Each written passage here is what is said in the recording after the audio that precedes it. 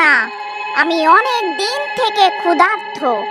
এই নার্স আমাকে রোজ এই ঘরে বন্ধ করে দিত, যার জন্যে আমি শিকারও করতে পারতাম না।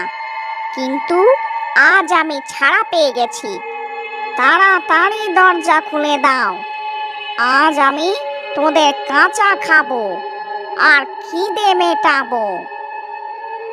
হে ভগবান, আমরা কোথায় ফেসে গেলাম?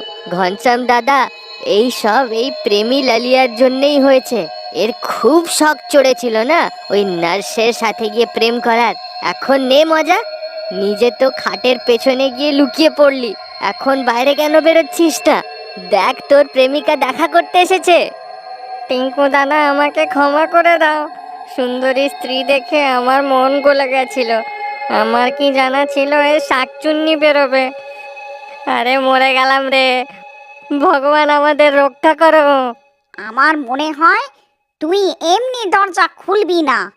দাঁড়া, তোকে এক্ষুনি বলছি। তারপর ওই শাকচুন্নি জোরে জোরে দরজা পেটাতে থাকে। টিঙ্কু দাদা, আমার মনে হয় এই শাকচুন্নি দরজা ভেঙে দেবে। আমাদের এখান থেকে এক্ষুনি বের হওয়া উচিত। তারপর ওই তিনজন বর্ডের তৈরি জানলার থেকে লাফিয়ে হাসপাতাল থেকে বাইরে বেরিয়ে যায়। আরে পালাও রে, কেউ আমাদের প্রাণের রক্ষা করো। আমাদের পেছনে শাকচুন্নি পড়েছে। তারপর সে পালাতে পালাতে জঙ্গলে ঢুকে পড়ে।